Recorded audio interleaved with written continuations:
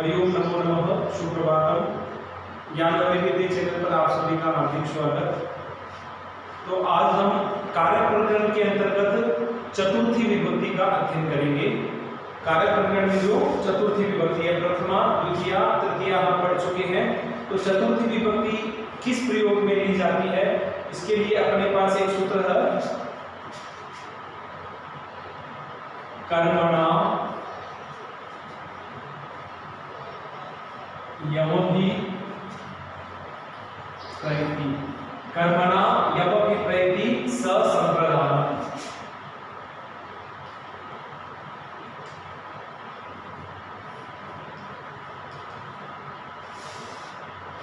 सूत्र है अपने पास, कर्मणा किसी भी कर्म के द्वारा यमभिप्रयति, यम अभिप्रयति जिसको अभिप्रेरणा मिलती है, जिसको प्रसन्नता होती है, स संप्रदान, वह कार्य कौन सा है, संप्रदान कार्य है, उसकी संप्रदान संज्ञा हो जाती है। तो ये अपना जो सूत्र है, ये कौन सा सूत्र हो गया, संज्ञा सूत्र। कौन सी संज्ञा करने वाला सूत्र हो गया ये, संप्रदान, संप्रदान संज्ञा। इस सूत्र से कर्मणा यमभिप्रयति ससंप्रदानम, ये सूत्र जो है संप्रदान संज्ञा करता है। अब ये कहता है कि कर्म के द्वारा जिसको अभिप्रेरणा मिलती है, जिस प्रकार हम कोई भी कर्म कर रहे हैं, कोई वस्तु प्रदान कर रहे हैं किसी को, तो वो जो वस्तु प्रदान करने से जिसको अभिप्रेरणा, जिसको प्रसन्नता हो रही है, जो अभिप्रेरित हो रहा है उस वस्तु से, उसकी क्या हो जाती है, संप्रदान संज्ञा।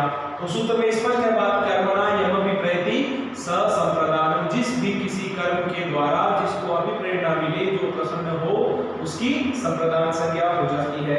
तो इसी सूत्र की वृत्ति में अपन पढ़ते हैं। अब यहाँ पर इसमें लिखा दानस्य कर्मणा,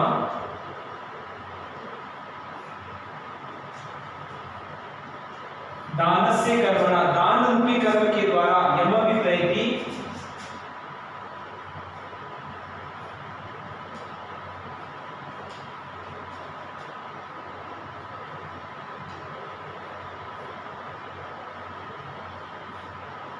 वृत्ति में भी स्पष्ट यही बात लिखी है, दानस्य कर्मणा, कोई दान किसी को वस्तु देने के अर्थ में, कर्मणा यमभिप्रयति ससंप्रदान संज्ञः स्यात्, ससंप्रदानम या ससंप्रदान संप्रदान संज्ञः स्यात्।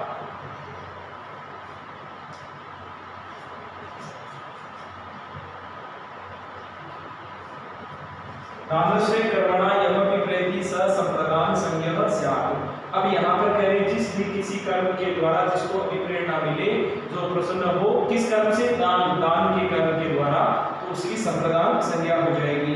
अब इसी क्रम में जिसकी संप्रदान संज्ञा होती है, उसकी अपने पास नया सूत्र है, चतुर्थी, चतुर्थी सूत्र है अपना चतुर्थी संप्रदाने। चतुर्थी संप्रदाने जो सूत्र क्या कहता है कि जिसकी संप्रदान संज्ञा होती है, उसकी चतुर्थी विभक्ति हो जाएगी। चतुर्थी संप्रदाने, जिसकी संप्रदान संज्ञा होती है, उसकी चतुर्थी विभक्ति हो जाएगी। तो अब इसका एक उदाहरण बनता है, विप्राय गाम ददाति, विप्राय गाम ददाति। अब ये जो उदाहरण बना है, ये जो उदाहरण है विप्राय गाम ददाति, तो ये दोनों ही सूत्रों का उदाहरण हो गया कि कर्मणा यमभिप्रयति ससंप्रदानम से, तो इसमें क्या हो जाएगी, संप्रदान संज्ञा, और चतुर्थी संप्रदाने से इसमें क्या हो जाएगी, चतुर्थी विभक्ति। अब यहाँ पर कहने की क्रिया कौन सी है, ददाति, क्रियापद क्या है, ददाति, यानी देता है। क्या देता है, गाय देता है। तो गाय तो यहाँ पर क्या है, कर्म। तो कहते हैं कि जिस भी किसी कर्म के द्वारा जिसको भी प्रेरणा मिले, तो कहते हैं कि देता है क्या, गाय। किसके लिए देता है, विप्र के लिए। तो गाय दी जाती है विप्र को, तो वहां पर अभिप्रेरणा किसको मिलती है, विप्र को। प्रसन्न कौन होता है वहां पर, विप्र। तो कहते हैं कि उस विप्र की यहाँ पर, अब अपने यहाँ पर ऐसा लिख सकते हैं, विप्र इति शब्दात् कर्मणा यमभिप्रैति स संप्रदानम् कर्मणा यमभिप्रैति स संप्रदानम् इति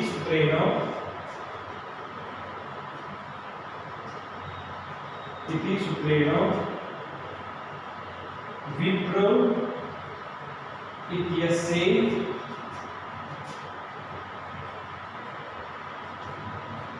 संप्रदान संज्ञायाम विपरीत से संप्रदान संज्ञायाम इसकी संप्रदान संज्ञा होने पर फिर अपना सूत्र आ जाएगा जिसकी संप्रदान संज्ञा होती है उसकी चतुर्थी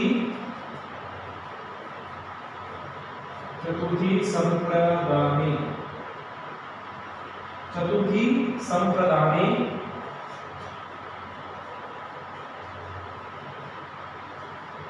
इति सूत्रेण चतुर्थी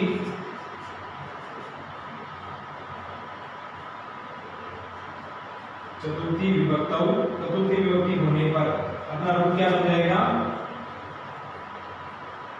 विप्राय गाम ददाति।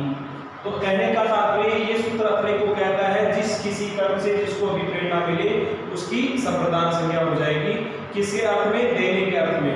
चतुर्थी संप्रदान से जिसकी संप्रदान संज्ञा होती है उसकी चतुर्थी विभक्ति हो जाती है। तो कहने का तात्पर्य ये उदाहरण तो आपको एक दे दिया अभिप्राय गाम ददाति। इसी प्रकार से हम अनेक उदाहरण बना सकते हैं, कार्य प्रकरण के अनुसार अनुवाद बना सकते हैं। जिस प्रकार भिक्षुकाय भोजनम ददाति यानी भिक्षुक के लिए भोजन प्रदान करता है या भोजन देता है। तो इस अर्थ में कहते हैं कि जो भिक्षुक है वहां पर भोजन प्राप्त करके प्रसन्न कौन हो जाएगा? अभिप्रेरणा किसको मिलेगी? भिक्षुक को। तो वहां पर कर्मणा यमभिप्रैति स संप्रदान से भिक्षुक की क्या हो जाएगी? संप्रदान संज्ञा और चतुर्थी संप्रदान से उसकी चतुर्थी विभक्ति। इसी तरह हम कह सकते हैं रमा सखीभ्यः फलानि दत्तवती। रमा जो है सखियों के लिए बहुत सारे फल दत्तवती यानी दे चुकी है। तो कहने का तात्पर्य रमा ने अपनी सहेलियों के लिए बहुत सारे फल दिए। तो किसके लिए दिए? सखियों के लिए। तो चतुर्थी विभक्ति का बहुवचन का रूप बन जाएगा सखी शब्द में चतुर्थी बहुवचन का रूप हो जाएगा सखीभ्यः। तो उसमें भी वही सेम स्थिति कर्मणा यमभिप्रैति स संप्रदान से सखी की संप्रदान संज्ञा और चतुर्थी संप्रदान से उसकी चतुर्थी विभक्ति। तो बहुवचन का रूप हो जाएगा सखीभ्यः। इसी तरह से विद्या सर्वेभ्यः विनयम ददाति। ददाति यानी देती है। क्या? विनय को देता है। कौन? विद्या। तो विद्या जो है सभी के लिए क्या प्रदान करती है? विनय प्रदान करती है। किसके लिए? सभी के लिए। तो कहते हैं कि जो देने का अर्थ में क्या है? विद्या जो है वो क्या प्रदान करती है? विनय प्रदान। किसके लिए? सभी के लिए।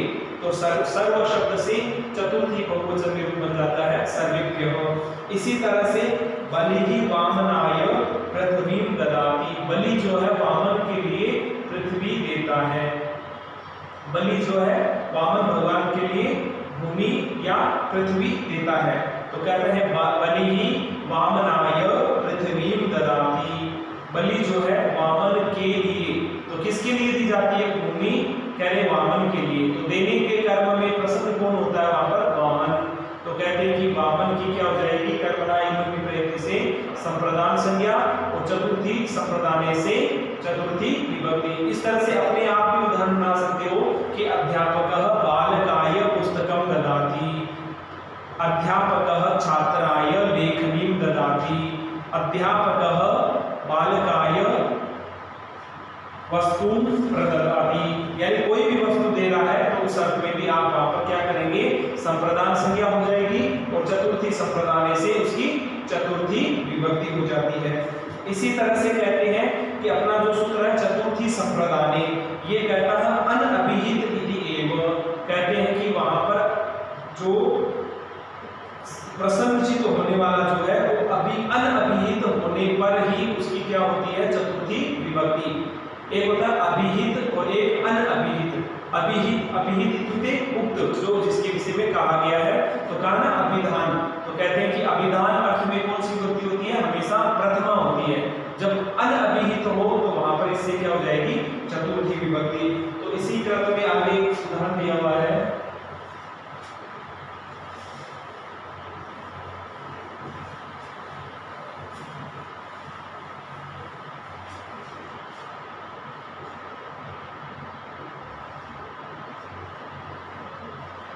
एक उदाहरण बनता है दीयते दीयते दीयते अश्वै दानीयो विप्रः दानीयो विप्रः। अब इस वाक्य में कहते हैं कि जो दान दिया जाता है, तो यहाँ पर ये कह रहा है कि दीयते अश्वै, इसके लिए दिया जाए दानीयः विप्रः। दानीय यहाँ पर अनीय प्रत्यय से हुआ है, दा धातु से अनीय प्रत्यय होकर रूप बना है, यानी दान देने योग्य विप्रः। तो अब यहाँ पर क्या हो गया, उक्त हो गया। तो उक्त का मतलब अभिधान। तो कहते हैं कि अभिधान अर्थ में तो वहां पर नित्य क्या होती है प्रथमा विभक्ति, इसलिए यहाँ पर विप्र में चतुर्थी विभक्ति नहीं हुई है। अनभिहित होने पर ही चतुर्थी संप्रदाय से यहाँ पर क्या होती चतुर्थी विभक्ति। तो यहाँ पर अपना उदाहरण बन गया दीयते अस्मै दानीयो विप्रः। यहाँ पर चतुर्थी संप्रदाय इति सूत्रेण अनुक्ते संप्रदाय चतुर्थी विधीयते। जब अनुक्त अनुक्त जिसके विषय में कहा न गया हो उस अर्थ में ही वहां पर क्या होती है चतुर्थी विभक्ति होती है। यत्र संप्रदानम उक्तम भवति, और जहां पर संप्रदान के विषय में उक्त कहा गया है वहां पर चतुर्थी न भवति। तत्र तो उक्तत्वात् प्रथमा एव, तो इसलिए कहा गया है दानीयः विप्रः। उक्त होने के कारण इसमें क्या हुई है प्रथमा विभक्ति ही हुई है। इसी क्रम में आगे वाक्य को पढ़ते हैं। एक अपना वार्तिक है क्रियया क्रियया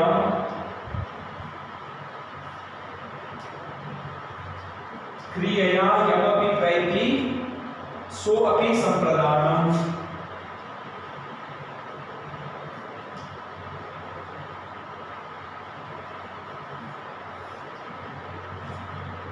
अपना वार्तिक है क्रियया यमपि प्रैति सो अपि संप्रदानम्। कहते हैं कि जिस भी किसी क्रिया के द्वारा जिसको अभिप्रेरणा हो रही हो, जिस किसी भी क्रिया के द्वारा जिसको उद्देश्य मानकर जिससे संबंध युक्त कर तुम कुछ भी कार्य हो, उस अर्थ में उसकी क्या हो जाएगी संप्रदान संज्ञा। तो यहाँ वहां पर पहले था जिस भी किसी कर्म के द्वारा, यहाँ पर पहले जिस भी किसी क्रिया के द्वारा जिसको अभिप्रेरणा मिल रही हो, तो सो अभी वह भी जो कारक क्या है संप्रदान कारक है, उसकी भी क्या हो जाती है संप्रदान संज्ञा। तो उदाहरण के लिए इसका उदाहरण मिलता है पत्ये शेते। पत्ये शेते का तात्पर्य क्या हुआ कि पतिम अनुकूलयितुम, अपने पति को अनुकूलित करने के लिए कहते हैं कि शेते शयन करती है भार्या, इस अर्थ में। तो यहाँ पर कहा गया है क्रिया क्या हो रही है यहाँ पर शयन करने की, किसको उद्देश्य करने करके अपने पति को उद्देश्य करके। तो यहाँ पर कह रहे हैं जिस किसी भी क्रिया के द्वारा जिसको अभिप्रेरणा मिल रही है उसकी क्या हो जाएगी संप्रदान संज्ञा। अब यहाँ पर शयन करने की क्रिया के द्वारा किसको उद्देश्य करके पति को उद्देश्य, तो वहां पर पति शब्द में वहां पर क्या हो जाती है इसे संप्रदान संज्ञा। तो कहते हैं कि इस वार्तिक से क्रिया यमपि प्रैति सो अपि संप्रदानम्। तो इसका अर्थ हो गया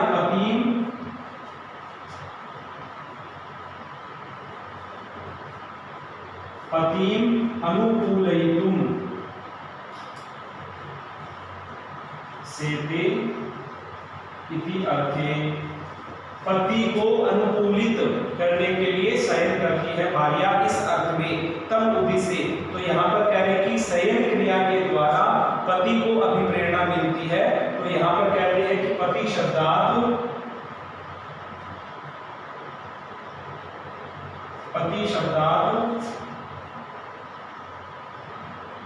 क्रियया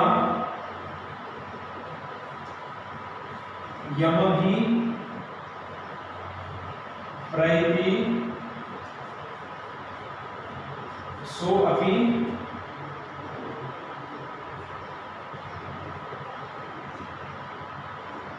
क्रियया यमपि प्रैति सो अपि संप्रदानम्। जिस किसी क्रिया के द्वारा जिसको अभिप्रेरणा मिलती है उसकी क्या हो जाएगी? संप्रदान संज्ञा। क्रियया यम विप्रयति सो अपि संप्रदानम। जिस किसी क्रिया के द्वारा जिसको अभिप्रेरणा मिलती है उसकी संप्रदान संज्ञा। तो यहाँ पर अपना उदाहरण हो गया प्रति सेते। तो यहाँ पर जो प्रति शब्द में यहाँ पर क्रियया यम विप्रयति सो अपि संप्रदानम इति वार्तिकेन, इस वार्तिक के द्वारा संप्रदान संज्ञायाम, संप्रदान संज्ञा होने पर फिर अपना सूत्र लग जाएगा, जिसकी संप्रदान संज्ञा होती है उसकी चतुर्थी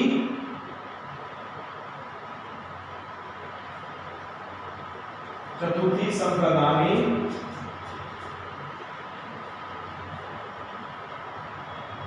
इति सूत्रेण, चतुर्थी संप्रदाने इति सूत्रेण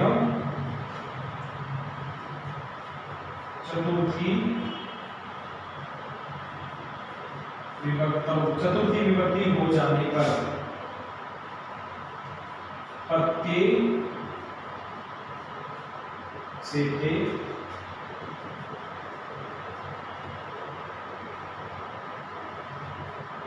इति शुद्धम। अब इसी क्रम में आगे अपन एक सूत्र और पढ़ते हैं।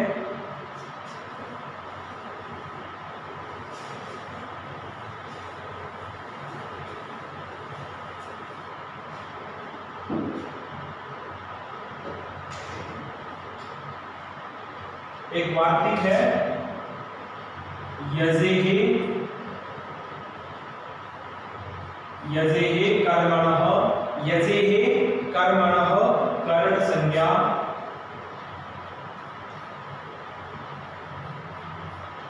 यजेहे कर्मणः कर्ण संज्ञा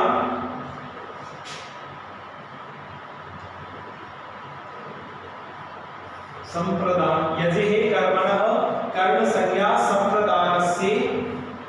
संप्रदानस्य च कर्म संज्ञा।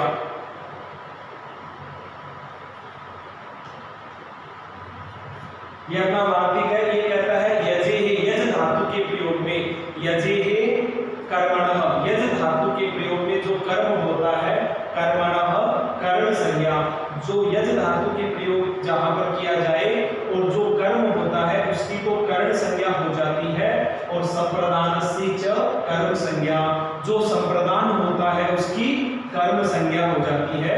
तो कहने का मतलब जहां पर कर्म संज्ञा होती है तो वहां पर द्वितीय विभक्ति का रूप रहता है। जो द्वितीय का रूप होता है वो कर्ण संज्ञा में परिवर्तित होकर तृतीय विभक्ति का रूप बन जाता है। द्वितीय विभक्ति का जो रूप है वो किस में परिवर्तित हो जाता है? तृतीय में। और कहते हैं जिसकी संप्रदान संज्ञा होने पर कौन सी विभक्ति होती है? चतुर्थी। तो कहते हैं कि जो चतुर्थी का रूप है वो किस में परिवर्तित हो जाता है? द्वितीय। तो सीधी सी बात है, इस वार्तिक से अपन स्पष्ट रूप से समझ पा रहे हैं कि यज धातु का प्रयोग होना चाहिए। यजे कर्मणः, यज धातु का जो कर्म है, जो द्वितीय विभक्ति का रूप है, उसकी तो क्या हो जाएगी? कर्ण संज्ञा, और कर्ण संज्ञा होने के कारण उसकी तृतीय। तो कह रहे द्वितीय का रूप किसमें परिवर्तित हो जाएगा? तृतीय विभक्ति में। अब जो संप्रदान है, संप्रदान होने पर चतुर्थी का रूप बनता है, तो चतुर्थी का विभक्ति का जो रूप है वो कर्म यानी द्वितीय विभक्ति में परिवर्तित हो जाता है। ये दो कार्य करता है। यज धातु के प्रयोग में कर्मणः कर्ण संज्ञा, जो कर्म होता है उसकी कर्ण संज्ञा हो जाती है, और कर्ण संज्ञा होने से वहां पर तृतीय विभक्ति हो जाती है, और संप्रदान जो है चतुर्थी का उसकी कर्म संज्ञा, और कर्म संज्ञा होने पर वहां पर द्वितीय विभक्ति रूप बन जाता है। तो इसका आगे अपनी एक उदाहरण है पशुना रुद्रम यजते। पशुना रुद्रम यजते, ये अपना एक उदाहरण बन गया। पशुना रुद्रम यजते, तो इस उदाहरण का अर्थ क्या होगा? पशु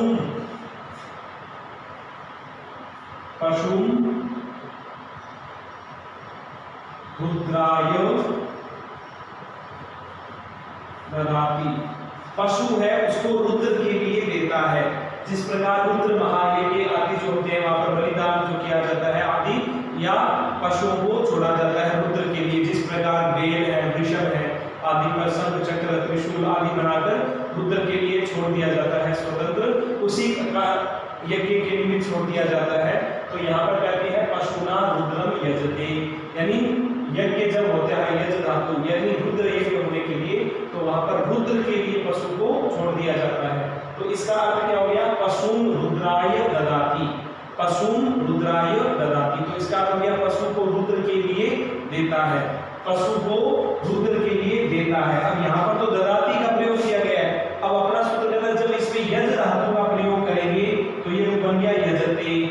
अब कहते हैं जब यज धातु का प्रयोग करते हैं तो जो कर्म होता है, यानी कर्म क्या है इसमें पशु, तो उस कर्म की तो क्या हो जाएगी, कर्म की क्या हो जाएगी कर्ण संज्ञा, तो पशु की क्या हो जाएगी कर्ण संज्ञा। कर्ण संज्ञा होने पर फिर उसकी क्या हो जाएगी तृतीया विभक्ति। तो पशु से फिर तृतीया का रूप क्या बन जाएगा पशुना। एक पशु शब्द है, द्वितीय में रूप बनता है पशुम, तो तृतीया के एक वचन में यज धातु के साथ प्रयोग करेंगे तो इस वाक्य के द्वारा यहाँ पर तृतीया का रूप बन गया पशुना। अब यहाँ पर रुद्राय, रुद्र के लिए देता है। अब यज धातु के प्रयोग में जो संप्रदान है उसकी क्या हो जाएगी कर्म संज्ञा। तो अब यहाँ पर रुद्राय की जगह द्वितीय का रूप क्या बन जाएगा रुद्रम यजते, ये अपनी रूप स्थिति बन गई पशुना रुद्रम यजते। अब यहाँ पर अपन लिख सकते हैं इत्यत्र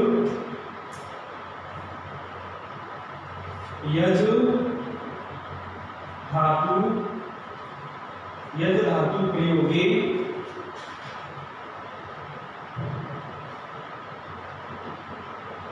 पशु कर्मणः इत्यस्य कर्ण संज्ञा, कर्ण संज्ञायाम, फिर यहाँ पर आगे हो जाएगा कर्ण संज्ञायाम और कर्तरी, कर्ण संज्ञा होने पर कर्तरी कर्णयोष तृतीया,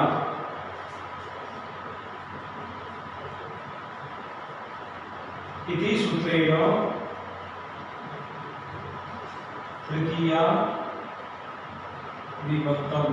तो तृतीय विभक्ति का रूप होने पर क्या बन जाएगा पशुना। ठीक है, अब इसी क्रम में आगे फिर कहते हैं कर्मणः कर्ण संज्ञा, तो फिर इसी तरह से यजे कर्मणः कर्ण संज्ञा संप्रदान से च कर्म संज्ञा। तो यहाँ पर फिर कहते हैं संप्रदान क्या है रुद्र, रुद्र रुद्राय इत्यस्य, रुद्राय इत्यस्य कर्म संज्ञायाम। तो जब रुद्राय चतुर्थी का रूप है इसकी जब कर्म संज्ञा करेंगे तो ये क्या बन जाएगा रुद्रम। और फिर